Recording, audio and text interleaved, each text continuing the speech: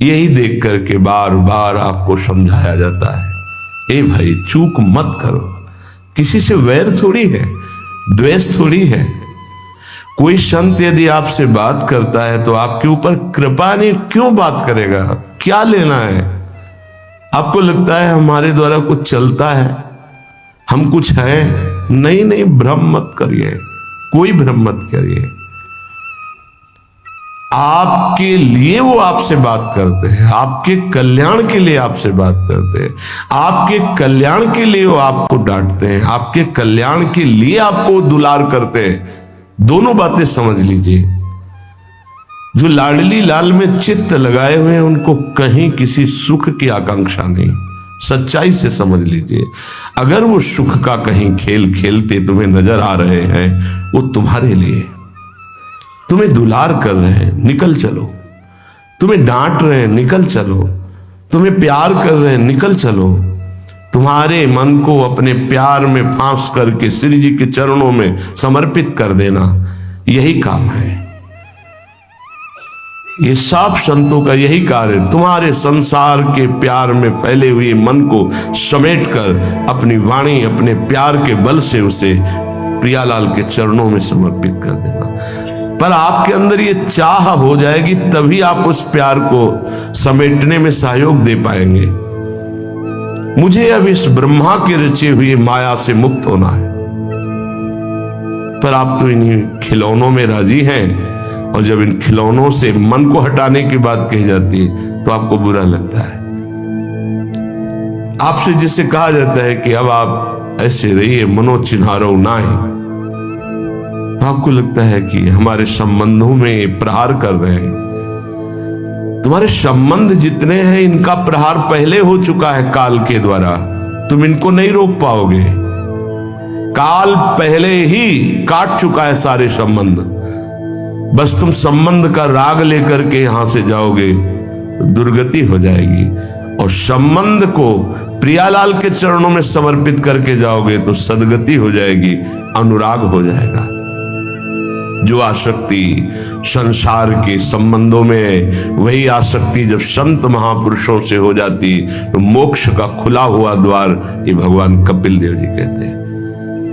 आप अपना अधिकार अपने में मत रखिए, गुरुजनों को दे दीजिए। अब हमारे जीवन की बागडोर आपके हाथ में है, आप जिस दिशा में चाहें ले चलें।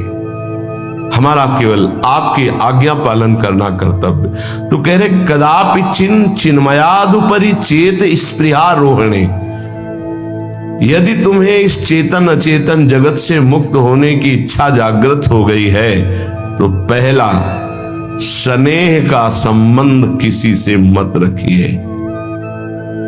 स्नेह का संबंध केवल प्रियालाल से रखिए। वही स्नेह जो माता में, जो पिता में, जो भाई में, जो बंधु में, पत्नी में, पुत्र में, वही स्नेह प्रियालाल को चाहिए। आप और सब कुछ दो, भगवत प्राप्ति नहीं होगी। ये स्नेह दे दो तो भगवत प्राप्ति पक्की हो जाएगी। सबसे स्नेह करो श्यामा श्याम के संबंध से। हमारा स्नेह का संबंध श्यामा श्याम से, श्यामा श्याम के संबंध से स्नेह कोई फर्क नहीं पड़ेगा। पर आपको अभी ये कला नहीं आती है। आप जब तक एक बार समस्त संबंधों के स्नेह को बटोर कर प्रियालाल के चरणों में समर्पित नहीं कर देते, तब तक आपको लगेगा, वाणी से बोलोगे कि सब भगवत भाव से, लेकिन पूरा राग यही है, ये हमारे अमुक है, हमारे अमुक है। इसलिए इस रहस्य को समझो, पहले हटो, फिर जब वो राग अनुराग में बदल जाता है तो फिर पूरे विश्व से प्यार करो, कोई फर्क नहीं पड़ेगा। सब जीवन सो प्रीति रीति निवाहत आपनी, क्योंकि वो रीति जानता है। हमारी रीति श्यामा श्याम के संबंध से ही सबको मानना। एकांत की रति विधान करो, शब्दों को समझिए। एकांत की रति विधान करो, अर्थात हमारे हृदय देश में केवल इष्ट और गुरुदेव के सिवा किसी से प्रीति नहीं। और बहुत इस बात से हम कमजोर हैं।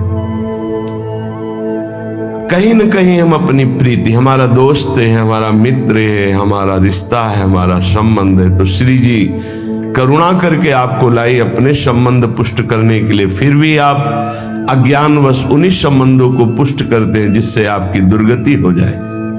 जो आपके, अरे एक हिरण के बच्चा के संबंध ने एक जन्म नष्ट कर दिया, फिर और किसकी बात करें। इसलिए एकांत की रति विधान करो। एकांत की आपकी रति हो चुकी है, इसका परिचय आपके सामने भारी विपत्ति आई, मन केवल श्री जी में, भारी संपत्ति सुख संपदा केवल श्री जी में मन, यह है एकांत की रति। अब उसको कोई विचलित नहीं कर सकता। जहां विषयी जन रहते हैं, विषयी जन संभाषण करते हैं, उस स्थान में, उस भीड़ में, उन लोगों के बीच में अरुचि हो जाना।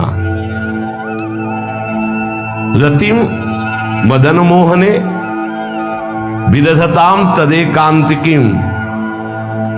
एकांत की भक्ति, विरति, जन समुदाय, प्रपंच भाषण करने वाले, इनसे संबंध नहीं। ना संतु जनतापने प्रतिवसंतु वृंदावने। जनता अर्थात केवल विषय प्रपंच की वार्ता करने वाले, तापने, हृदय में ताप पैदा हो उनके संग नहीं, मुझे संग नहीं। कोई भी हो, प्रिया प्रीतम से तुम्हें मतलब नहीं, उनकी चर्चा से मतलब नहीं, उनके संबंध से मतलब नहीं, तो हमारा आपसे क्या संबंध। देखो, जगत के संबंध प्रियता दिखा करके भोग सामग्री दे सकते हैं, धन दे सकते हैं, व्यवस्था दे सकते हैं, पर प्रियालाल की प्रीति नहीं।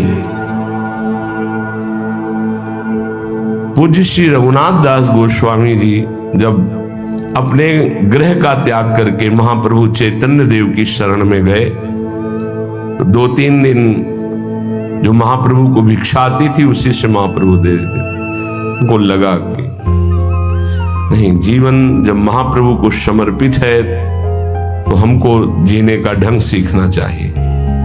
कैसे हम विरक्त होकर के जिए।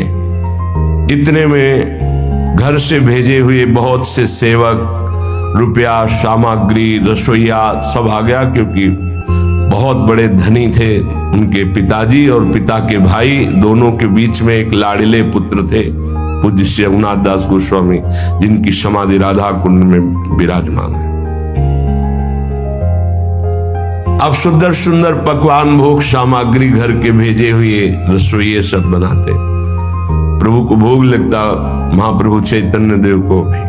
और फिर विचार किया, क्या ये माता पिता के द्वारा दी हुई सुविधा वैराग्य में कलंक नहीं है। मेरा जीवन प्रभु के लिए, क्या मैं प्रभु आश्रित नहीं जी सकता। जब विरक्त हो गया तो माता पिता के द्वारा दी हुई भोग सामग्री से जीना निषेध है। प्रवृत्ति और निवृत्ति 2 मार्ग हैं। प्रवृत्ति मार्ग में स्वयं अधिकार हो जाता है पुत्र और पुत्री का माता पिता की संपत्ति पर, निवृत्ति मार्ग में नहीं।